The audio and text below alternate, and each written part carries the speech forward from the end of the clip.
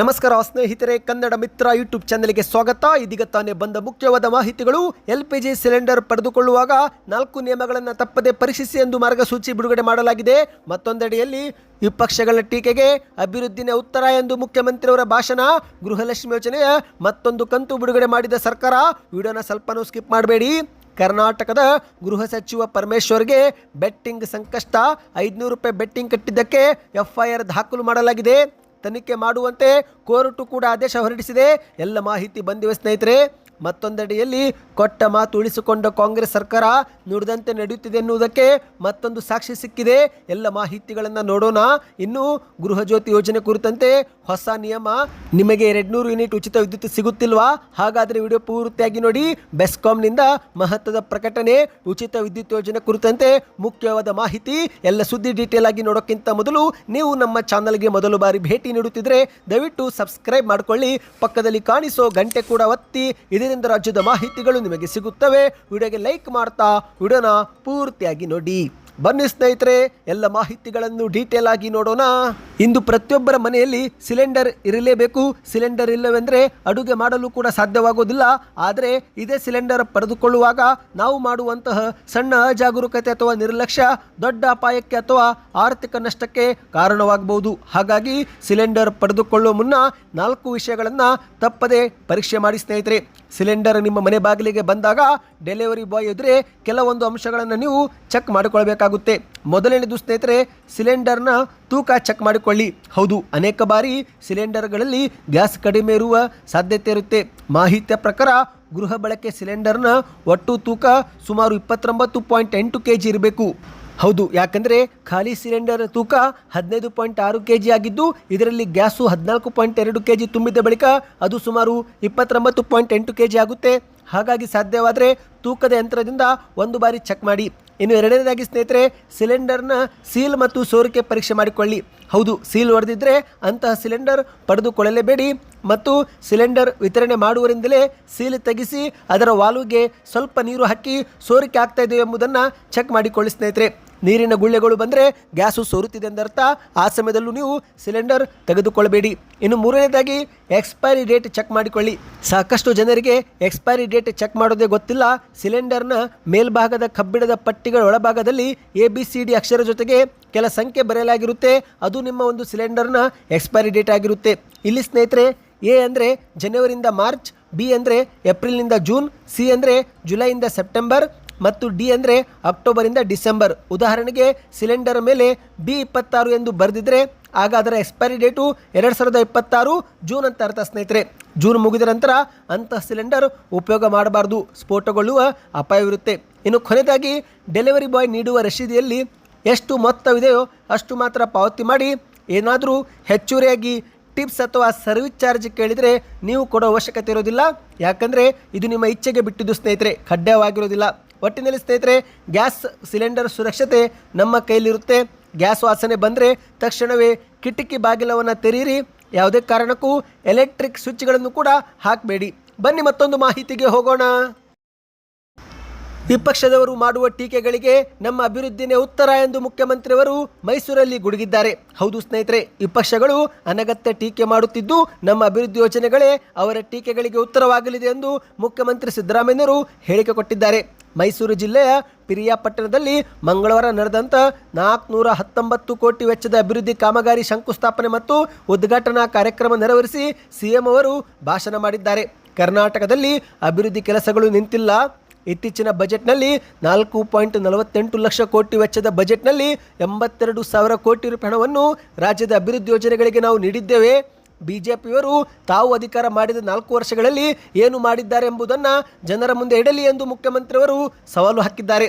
ನಮ್ಮದು ನುಡಿದಂತೆ ನಡೆಯುತ್ತಿರುವ ಸರ್ಕಾರ. ಈ ಒಂದು ಹಿಂದೆ 2013ರಿಂದ 2018ರಲ್ಲಿ ನಾನು ಮೊದಲ ಬಾರಿ ಮುಖ್ಯಮಂತ್ರಿ ಆಗಿದ್ದಾಗ 165 ಭರವಸೆ ಈಡೇರಿಸಿದ್ದಲ್ಲದೆ 30 ಮತ್ತೆ ಹೊಸ ಕಾರ್ಯಕ್ರಮ ನಾವು ಕೊಟ್ಟಿದ್ದೆವು.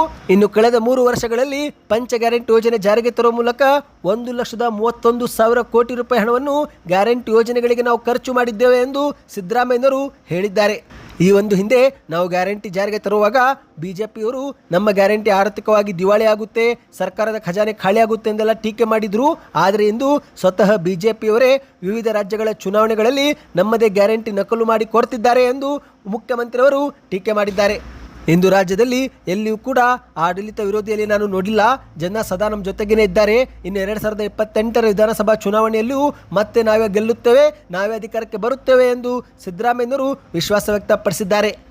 ಇನ್ನು ಇದರ ನಡುವೆ ಸ್ನೇಹಿತರೆ, ಗೃಹಲಕ್ಷ್ಮಿಯರಿಗೆ 6,000 ರೂಪಾಯಿ ಜಮೆ ಮಾಡಲಾಗಿದೆ. ಹೌದು, 27, 28 ಮತ್ತು 29ನೇ ಕಂತಿನ ಹಣವನ್ನು 2 ತಿಂಗಳ ಅವಧಿಯಲ್ಲಿ ಹಾಕಲಾಗಿದ್ದು, ನಿಮ್ಮ ಬ್ಯಾಂಕ್ ಖಾತೆಗೆ ಬಂದಿದ್ರೆ ಕಮೆಂಟ್ ಮಾಡಿ. ಕಾಂಗ್ರೆಸ್ ಸರ್ಕಾರ ಇದುವರೆಗೆ 29 ಕಂತು ಜಮೆ ಮಾಡುವ ಮೂಲಕ ಅರ್ಹ ಮಹಿಳೆಯರ ಬ್ಯಾಂಕ್ ಖಾತೆಗೆ 58,000 ರೂಪಾಯಿಗೆ ಹಣ ಹಾಕಲಾಗಿದೆ. ಸ್ನೇಹಿತರೆ, ಏಪ್ರಿಲ್ ತಿಂಗಳ ಆರಂಭದಿಂದಲೇ 29ನೇ ಕಂತು ಜಮಾ ಆಗಿರುವುದು ದೃಢಪಟ್ಟಿದೆ. ನಿಮ್ಮ ಬ್ಯಾಂಕ್ ಖಾತೆಗೆ ಬಂದಿದ್ದರೆ ಕಮೆಂಟ್ ಮಾಡಿ. ಇನ್ನೀಗ ಮತ್ತೊಂದು ಶಾಕಿಂಗ್ ಮಾಹಿತಿಗೆ ಹೋಗೋಣ. ರಾಜ್ಯದ ಗೃಹ ಸಚಿವ ಪರಮೇಶ್ವರ್ ಅವರಿಗೆ ಬೆಟ್ಟಿಂಗ್ ಸಂಕಷ್ಟ ಎದುರಾಗಿದೆ. ಹೌದು ಸ್ನೇಹಿತರೆ, ಈಗಾಗಲೇ FIR ಕೂಡ ದಾಖಲಾಗಿದ್ದು ಕೋರ್ಟು ತನಿಖೆ ಮಾಡುವಂತೆ ಆದೇಶ ಹೊರಡಿಸಿದೆ. ಹೌದು, ಡಾಕ್ಟರ್ ಪರಮೇಶ್ವರ್ ಅವರಿಗೆ 500 ರೂಪಾಯಿ ಬೆಟ್ಟಿಂಗ್ ಸಂಕಷ್ಟ ಎದುರಾಗಿದೆ. ಗೃಹ ಸಚಿವ ಪರಮೇಶ್ವರ್ ಅವರ ವಿರುದ್ಧ FIR ಕೂಡ ದಾಖಲು ಮಾಡಲಾಗಿದೆ. ಹೌದು, 42ನೇ ACJM ಕೋರ್ಟ್ ನ್ಯಾಯಾಧೀಶರಾಗಿರುವ KM ಶಿವಕುಮಾರ್ ಎನ್ನುವರು ಈ ಒಂದು ಆದೇಶ ಹೊರಡಿಸಿದ್ದಾರೆ. ತನಿಖೆ ಮಾಡುವಂತೆ ತುಮಕೂರಿನ ಕೊಡಿಗೆಹಳ್ಳಿ ಪೊಲೀಸರಿಗೆ ಕೋರ್ಟು ಸೂಚನೆ ಕೊಟ್ಟಿದೆ. ಹೌದು ಸ್ನೇಹಿತರೆ, ಕಬಡ್ಡಿ ಪಂದ್ಯಾವಳಿಯಲ್ಲಿ 500 ರೂಪಾಯಿ ಬೆಟ್ಟಿಂಗ್ ಕಟ್ಟಿದ್ದಾಗಿ ಪರಮೇಶ್ವರ್ ಅವರು ಹೇಳಿಕೆ ಕೊಟ್ಟಿದ್ರು. ಆದರೆ ಬೆಟ್ಟಿಂಗ್ ಕಟ್ಟುವುದು ಅಪರಾಧವೆಂದು ಈಗ ಪರಮೇಶ್ವರ್ ಅವರ ವಿರುದ್ಧ ಒಂದು ದೂರು ಸಲ್ಲಿಕೆ ಮಾಡಲಾಗಿದೆ. HR ನಾಗಭೂಷಣ್ ಎನ್ನುವರು ಈ ಒಂದು ಖಾಸಗಿ ದೂರನ್ನು ದಾಖಲು ಮಾಡಿದ್ದಾರೆ. ಹೌದು, ಅಕ್ಟೋಬರ್ 2025ರಲ್ಲಿ ತುಮಕೂರಲ್ಲಿ ನಡೆದಂಥ PU ಕಾಲೇಜ್ ವಿದ್ಯಾರ್ಥಿಗಳ ಕಬಡ್ಡಿ ಪಂದ್ಯದ ವೇಳೆ ಗೃಹ ಸಚಿವರು ಈ ಒಂದು ಬೆಟ್ಟಿಂಗನ್ನು ಕಟ್ಟಿದ್ದರಂತೆ.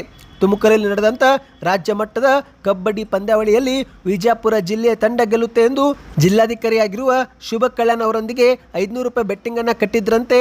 ಆದರೆ ಆ ಒಂದು ಬೆಟ್ಟಿಂಗ್ನಲ್ಲಿ ಗೃಹ ಸಚಿವರು 500 ರೂಪಾಯಿ ಸೋತಿದ್ರು. ಅಂದರೆ ಸ್ನೇಹಿತರೆ, ವಿಜಯಪುರ ತಂಡ ಗೆಲ್ಲೋ ಬದಲು ದಕ್ಷಿಣ ಕನ್ನಡ ಜಿಲ್ಲೆ ತಂಡ ಜಯಗಳಿಸಿತ್ತು. ಹಾಗಾಗಿ ಗೃಹ ಸಚಿವ ಪರಮೇಶ್ವರ್ ಅವರು 500 ರೂಪಾಯಿ ಕಳೆದುಕೊಂಡಿದ್ರು.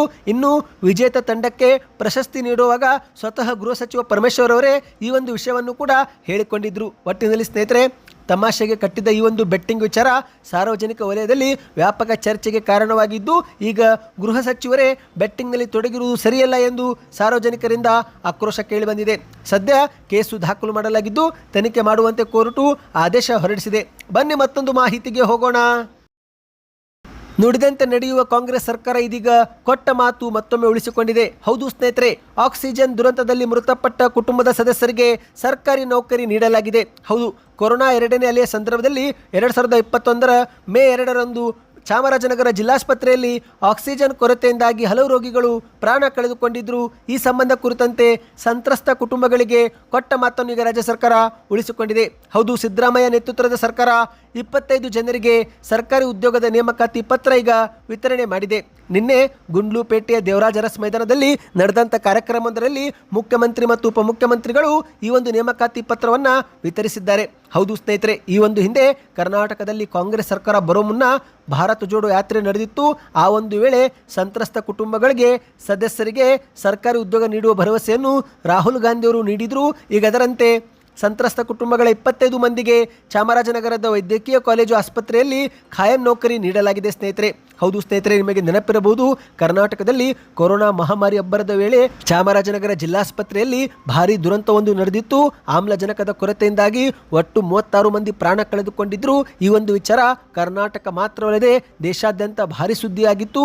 ಈ ಪೈಕಿ ಆ ಸಮಯದಲ್ಲಿ 21 ಸಂತ್ರಸ್ತ ಕುಟುಂಬಗಳು ನಮಗೆ ಸರ್ಕಾರಿ ಉದ್ಯೋಗ ನೀಡಬೇಕು ಎಂಬ ಬೇಡಿಕೆ ಇಟ್ಟಿದ್ರು. ಹಾಗಾಗಿ ಮೃತಪಟ್ಟ ಕುಟುಂಬದವರಿಗೆ ಸರ್ಕಾರಿ ನೌಕರಿ ನೀಡುವ ಭರವಸೆ ರಾಹುಲ್ ಗಾಂಧಿ ಮತ್ತು ವಿಪಕ್ಷ ನಾಯಕರಾಗಿದ್ದಂಥ ಆ ಸಮಯದಲ್ಲಿ ಸಿದ್ದರಾಮಯ್ಯನವರು ಕೊಟ್ಟಿದ್ರು. ಸದ್ಯ ಈಗ ಕೊಟ್ಟ ಮಾತನ್ನ ಸರ್ಕಾರ ಉಳಿಸಿಕೊಂಡಿದೆ. ಸ್ನೇಹಿತರೆ, 25 ಜನರಿಗೆ ನೇಮಕಾತಿ ಪತ್ರವನ್ನು ವಿತರಣೆ ಮಾಡಲಾಗಿದೆ. ಬನ್ನಿ ಕೊನೆಯ ಮಾಹಿತಿಗೆ ಹೋಗೋಣ. ರಾಜ್ಯ ಕಾಂಗ್ರೆಸ್ ಸರ್ಕಾರ ಜಾರಿಗೆ ತಂದಿರುವ ಪಂಚ ಗ್ಯಾರಂಟಿ ಯೋಜನೆಗಳಲ್ಲಿ ಗೃಹ ಜ್ಯೋತಿ ಆಗಿರುವ ಉಚಿತ ವಿದ್ಯುತ್ ಯೋಜನೆಯೂ ಕೂಡ ಒಂದಾಗಿದೆ. ನಿಮ್ಮ ಮನೆ ಬಾಗಿಲಿಗೂ ಉಚಿತ ವಿದ್ಯುತ್ ಬಿಲ್ ಬರ್ತಾ ಇದೆಯೋ ಅಥವಾ ನೀವು ಪ್ರತಿ ತಿಂಗಳು ಬಿಲ್ ಕಟ್ಟುತ್ತಿದ್ದೀರೋ ಕಮೆಂಟ್ ಮಾಡಿ. ಬಿಲ್ ಕಟ್ಟುತ್ತಿದ್ರೆ ತಿಂಗಳಿಗೆ ಎಷ್ಟು ಕಟ್ಟುತ್ತೀರಾ ಎಂಬುದನ್ನು ಕೂಡ ಕಮೆಂಟ್ ಮಾಡಿ ಸ್ನೇಹಿತರೆ. ಇದರಿಂದ ಒಂದು ಉತ್ತಮ ಫೀಡ್ಬ್ಯಾಕ್ ಸಿಗುತ್ತೆ. ಇದೀಗ ಗೃಹ ಜ್ಯೋತಿ ಯೋಜನೆ ಫಲಾನುಭವಿಗಳಿಗೆ ಒಂದು ಸಿಹಿ ಸುದ್ದಿ ಬಂದಿದೆ. ಹೌದು, ಸರ್ಕಾರ 200 ಯೂನಿಟ್ ವರೆಗೆ ಉಚಿತ ವಿದ್ಯುತ್ ನೀಡುತ್ತಿದೆ. ಆದರೂ ಕೂಡ ಅನೇಕರಿಗೆ ಈ ಒಂದು ಯೋಜನೆ ಲಾಭ ಸಿಗುತ್ತಿಲ್ಲ ಸ್ನೇಹಿತರೆ. ಈಗಲೂ ಕೂಡ ಹಲವರು ವಿದ್ಯುತ್ ಬಿಲ್ ಅನ್ನು ಪ್ರತಿ ತಿಂಗಳು ಕಟ್ಟುತ್ತಿದ್ದಾರೆ. ಅಂದಹಾಗೆ ಸ್ನೇಹಿತರೆ, ಇದೀಗ ಗೃಹ ಜ್ಯೋತಿ ಯೋಜನೆ ನಿಯಮ ನಿಯಮದಲ್ಲಿ ಒಂದು ಬದಲಾವಣೆ ಮಾಡಲಾಗ್ತಾ ಇದೆ. ಹೌದು, ಅದೇನೆಂದರೆ ಸಾಮಾನ್ಯವಾಗಿ ಜನರು ಪದೇ ಪದೇ ಬಾಡಿಗೆ ಮನೆ ಬದಲಾಯಿಸುತ್ತಿರುತ್ತಾರೆ. ಆ ಸಮಯದಲ್ಲಿ ಗೃಹ ಜ್ಯೋತಿ ಯೋಜನೆ ಲಾಭ ಸಿಗುತ್ತಿರಲಿಲ್ಲ. ಹಾಗಾಗಿ ಈ ಒಂದು ವಿಚಾರ ಕುರಿತಂತೆ ಈಗ ಬೆಸ್ಕಾಂನವರು ಒಂದು ಮಹತ್ವದ ಪ್ರಕಟಣೆ ಹೊರಡಿಸಿದ್ದಾರೆ. ಅಂದರೆ ಸ್ನೇಹಿತರೆ, ಇನ್ನು ಮುಂದೆ ನೀವು ಮನೆ ಬದಲಾಯಿಸಿದ್ರೂ ಹಳೆಯ ಮನೆಯ ಗೃಹ ಜ್ಯೋತಿ ಲಾಭವನ್ನ ಹೊಸ ಮನೆಗೆ ವರ್ಗಾಯಿಸಿಕೊಳ್ಳಬಹುದು. ಅಂತಹ ವ್ಯವಸ್ಥೆ ಸರ್ಕಾರ ಈಗ ಮಾಡಿದೆ ಸ್ನೇಹಿತರೆ. ಈ ಒಂದು ಹೊಸ ವ್ಯವಸ್ಥೆಯಿಂದಾಗಿ ಬಾಡಿಗೆದಾರರು ಬೇರೆ ಮನೆಗೆ ಹೋದರೂ ಕೂಡ ಉಚಿತ ವಿದ್ಯುತ್ ಯೋಜನೆಯಿಂದ ವಂಚಿತರಾಗುವುದನ್ನು ತಪ್ಪಿಸಬಹುದಾಗಿದೆ. ಹೌದು ಸ್ನೇಹಿತರೆ, ಇನ್ನು ಮುಂದೆ ಮನೆ ಬದಲಾಯಿಸಿದ ಮೇಲೂ ಕೂಡ ಗೃಹ ಜ್ಯೋತಿ ಸೌಲಭ್ಯ ನೀವು ಪಡಿಬೇಕು. ಈ ಬಗ್ಗೆ ನೀವು ಪಡೆದುಕೊಳ್ಳಬೇಕಂದ್ರೆ ನೀವು ಸೇವಾ ಸಿಂಧು ಪೋರ್ಟಲ್ಗೆ ಭೇಟಿ ಕೊಟ್ಟು ಅಲ್ಲಿ ಗೃಹ ಜ್ಯೋತಿ ಯೋಜನೆ ಮೇಲೆ ಕ್ಲಿಕ್ ಮಾಡಿದರೆ ಅಲ್ಲಿ ನಿಮಗೆ ಡಿ ಲಿಂಕ್ ಎಂಬ ಒಂದು ಆಪ್ಷನ್ ಸಿಗುತ್ತೆ. ಹೌದು, ಮೊದಲು ಸ್ನೇಹಿತರೆ ಹಳೆಯ ಮನೆಯ RR ಸಂಖ್ಯೆಯಲ್ಲಿ ಡಿ ಲಿಂಕ್ ಮಾಡಿ ನಂತರ ಹೊಸ ಮನೆಯ RR ಸಂಖ್ಯೆಯನ್ನು ಲಿಂಕ್ ಮಾಡಿದರೆ ಸಾಕು. ಹಳೆ ಮನೆಯ ವಿದ್ಯುತ್ ಮೀಟರ್ನ ಎಷ್ಟು ಒಂದು ಫ್ರೀ ಯೂನಿಟ್ ಸಿಗ್ತಾ ಇತ್ತೋ ಅದೇ ಒಂದು ಫ್ರೀ ಯೂನಿಟ್ ನಿಮಗೆ ಹೊಸ ಮನೆಗೂ ಕೂಡ ಲಭ್ಯವಾಗಲಿದೆ. ಈ ಬಗ್ಗೆ ನಿಮಗೆ ಒಂದು ಸಪರೇಟ್ ವಿಡಿಯೋ ಬೇಕಂದ್ರೆ, ಯಾವ ರೀತಿ ಅರ್ಜಿ ಹಾಕಬೇಕು ಎಂಬ ವಿಡಿಯೋ ಬೇಕಂದ್ರೆ ಕಮೆಂಟಲ್ಲಿ ಗೃಹ ಜ್ಯೋತಿ ಎಂದು ಕಮೆಂಟ್ ಮಾಡಿ ಸ್ನೇಹಿತರೆ. ಎಷ್ಟೋ ಜನರಿಗೆ ಯೋಜನೆ ಸೌಲಭ್ಯ ಸಿಗುತ್ತಿಲ್ಲ. ಹಾಗಾಗಿ ಈ ಒಂದು ಕೆಲಸ ನೀವು ಮಾಡಿದರೆ ನಿಮಗೂ ಕೂಡ ಫ್ರೀ ಬಿಲ್ ಸಿಗುತ್ತೆ. ಸದ್ಯಕ್ಕೆ ಎಷ್ಟೇ ಇತ್ತು. ಈ ಎಲ್ಲ ಮಾಹಿತಿಗಳು ಇಷ್ಟವಾಗಿದ್ದರೆ ಚಾನಲ್ಗೆ ಸಬ್ಸ್ಕ್ರೈಬ್ ಮಾಡಿಕೊಳ್ಳಿ, ವಿಡಿಯೋಗೆ ಲೈಕ್ ಮಾಡಿ, ನಿಮ್ಮ ಅನಿಸಿಕೆಗಳನ್ನು ಕಮೆಂಟ್ ಮಾಡಿ.